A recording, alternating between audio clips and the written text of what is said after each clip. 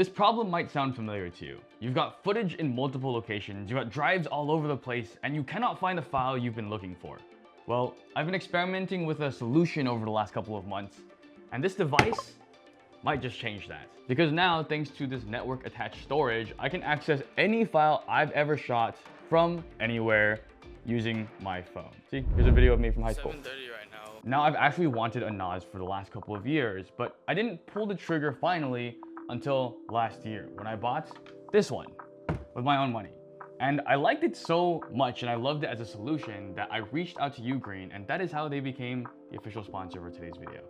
So basically, a NAS, or a network attached storage, is an extremely smart hard drive with a huge capacity that can connect to the internet and allows you to access tons of your files from anywhere.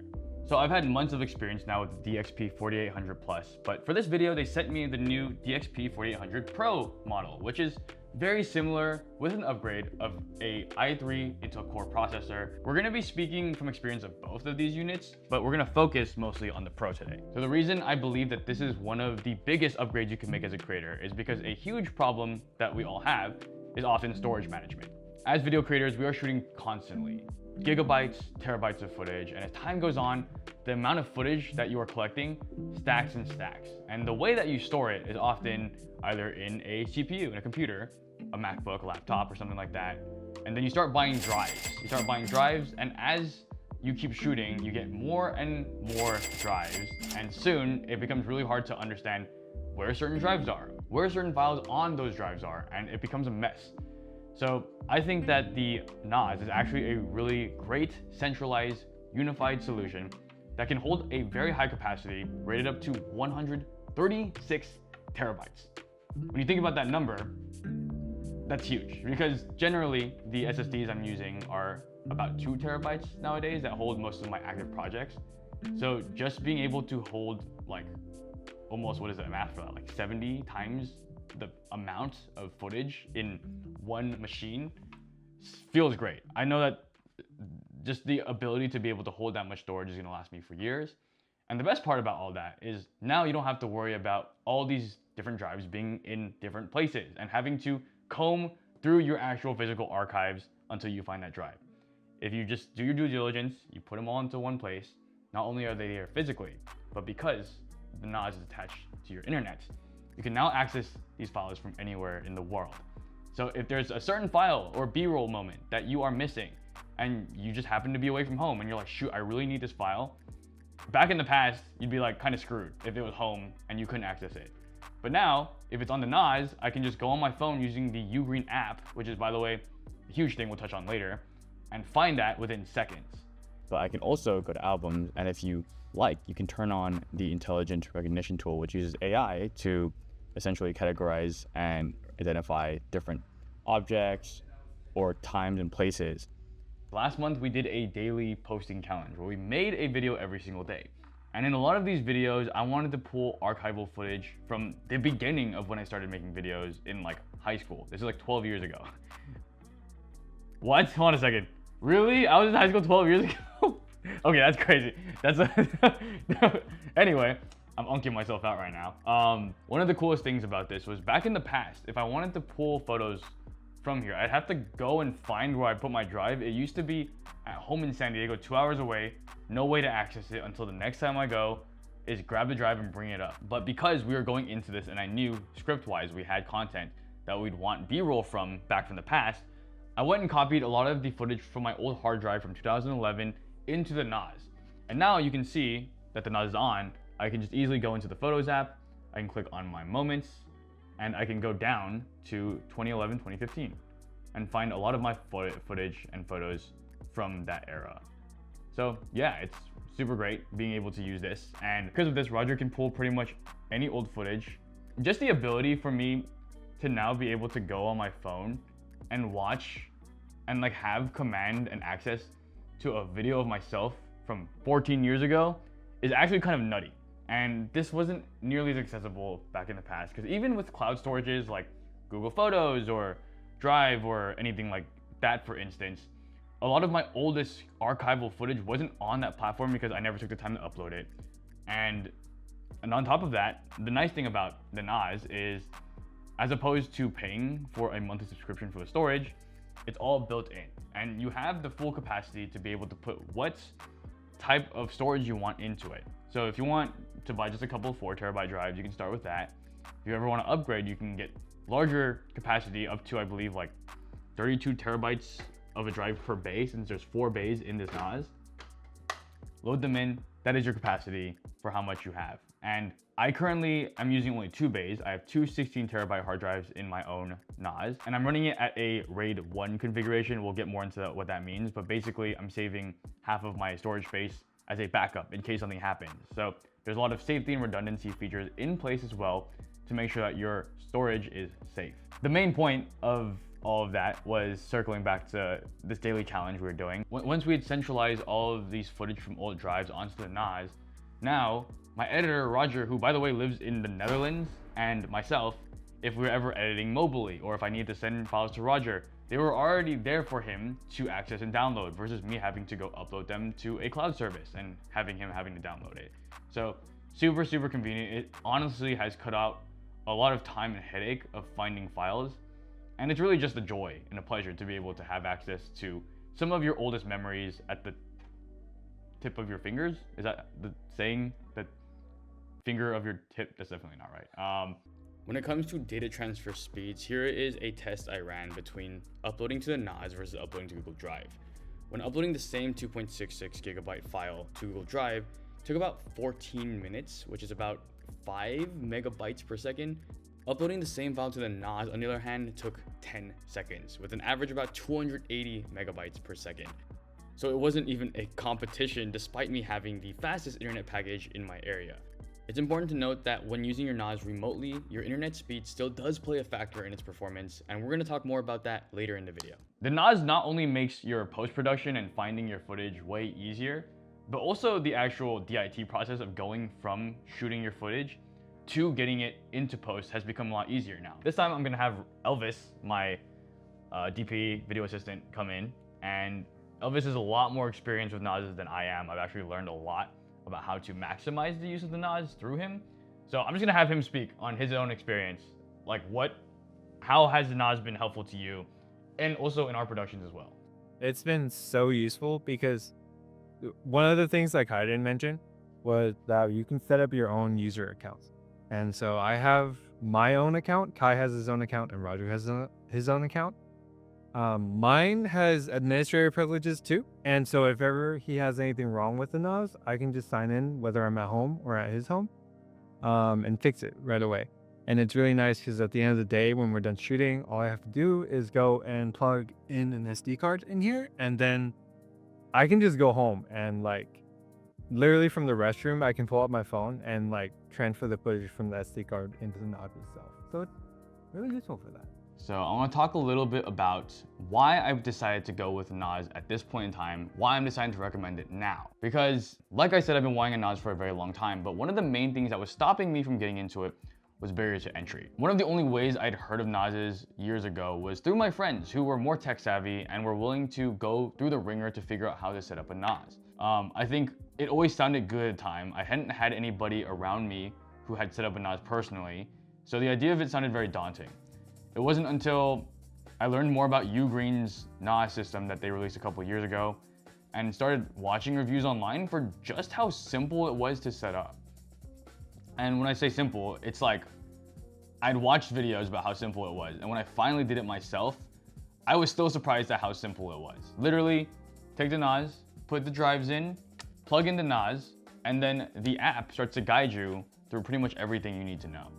So I want to show you guys a little bit of a deeper dive into the app and like how I'd use it on a regular basis. So a little bit deeper of a dive into the app. Currently, we see this very nice home screen, and the cool thing about it is because a NAS, like I said, is a very smart storage, it does have a CPU inside where it can run its own software in OS. Here's a way I would use it on a daily basis, not even in work. But let's say a client. In this particular case, my client is my friends because last night we went to a concert and they actually asked me if I could send them the videos and photos from that concert. The moment that I left the concert, I opened my UGREEN app and I have it set to mobile backup. So the moment it's open, it starts to automatically upload and back up my photos and videos I took on my phone to the cloud. So when I woke up this morning, all I had to do is go to my iPhone 15 Pro Max folder, click on this, click on March 3, and then basically find the photos from the concert starting from here. And now I can just select them and then like a debrief. I can add them to an album. What's today? Oh, that was the 10th? Yeah. Okay, confirm. And now it made an album. I can go to the album. There's a share button. I can hit share and I can publicly share this, or internally with my team. It could be with Elvis or Roger. If I wanted to keep it more private, they already have their own accounts on the NAS. So if we don't want files to get leaked, then this is also a good internal tool. But if it's less serious stuff, then I can do this. I can do it how valid I want it for a period of time. I can set a password. I can allow download, which I want to do. I can share now. And now I can literally just copy the link and then send it to my boys. Boom. And they got everything they need. As easy as that. I didn't even have to plug in anything, which is actually crazy. I know that you could argue, right? Like, well, Google Cloud or Google Photos can do that, right? Or any cloud service can. And that's correct, but I don't think that the point here is simply just this convenience factor. I think it's also how these photos and videos are now accessible from the storage system that holds not just my life stuff, but also my work stuff. Because as a creator, those two are kind of entangled. A lot of the clips and videos I'm shooting on my phone are often being used in content later. And so if we're shooting stuff like this with our bigger cameras on YouTube, we're also uploading them to the NAS. Everything is in one place. I don't have to go to Google Photos for my life stuff. I don't have to go to my drives in my freaking cabinet or wherever the freaking heck I left it to find that stuff. It's all in one place. And the UGREEN interface, the OS, and just how seamless and simple they've made everything, it honestly makes everything very, very smooth. I think one thing that's important to acknowledge is, yes, it is safe. It's a pretty robust build, but obviously, like, it's still physical. All of your files are in here. So it's not like they're saved up in a cloud or anything like that. Ultimately, they all reside in here. So if something does happen, like you have a natural disaster or something like that, then your footage is as safe as this thing is safe. So for instance, like a couple months ago, right before I'd received the UGREEN NAS actually, or right before we'd set it up, there was a fire in our apartment. And the first things I ran and grabbed before heading out that door were my hard drives, because that's all of my memories and storage, and instinct-wise, that was the most important thing I could grab. Now that everything is on the NAS, I could just grab this one thing and be pretty confident that that's pretty much all my memories. I don't have to go for different drives and be scared I'm missing anything. It's all just in this guy. Another thing is like having issues with potential like power outages or stuff like that. I think UGREEN has done a pretty good job. Even like, for instance, I was a little bit afraid of if, for instance, there's a power outage and would that really mess up the files on my UGREEN. There actually was a breaker shortage. My UGREEN was plugged into a breaker that got tripped and it killed it before I could properly shut it off. I was a little bit concerned about what would happen, but when I plugged it back in, the files are perfectly fine, which is nice. And on top of that, if you're still concerned about the safety of your files, there's two more redundancies you can do. One is, so UGREEN actually sells this like $100 UPS, which is like an external power system that in the event that you do have a power outage, the whole point of this dedicated piece of hardware is to provide it enough battery just to shut down correctly. So that will 100% make sure that you're good. And people have had nothing but good things to say about the UPS.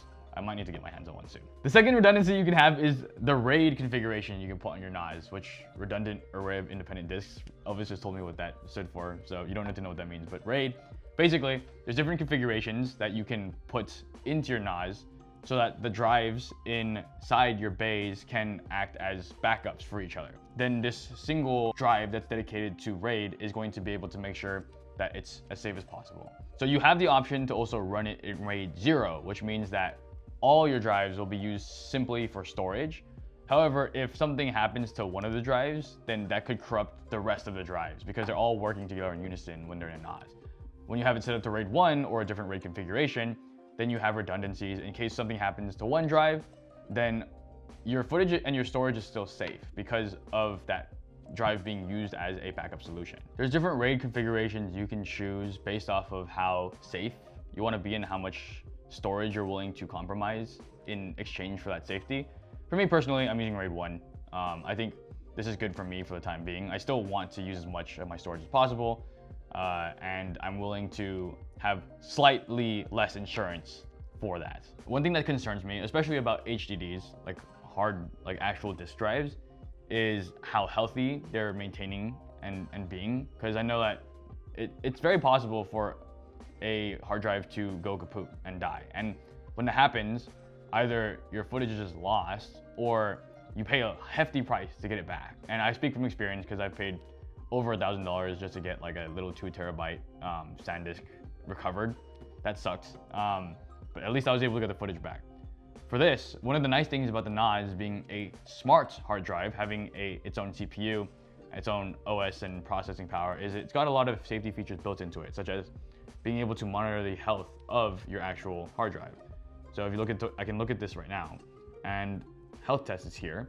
If I look at this, it's actually been testing my drive pretty regularly, almost every single day, making sure that it's still normal. So if there's ever anything that it detects that is weird about it, it can notify me and we can address that proactively. It's like a daily health checkup, but for your NAS, which is great.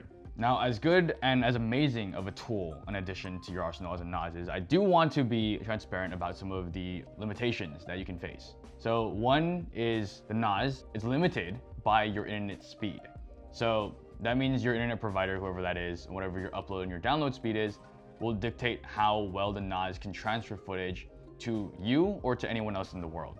So for instance, one of the reasons why this unfortunately sucks for me is because I didn't want to mention names, but Spectrum, our internet provider, they are not really the best with upload speed, even though we're paying for the highest plan.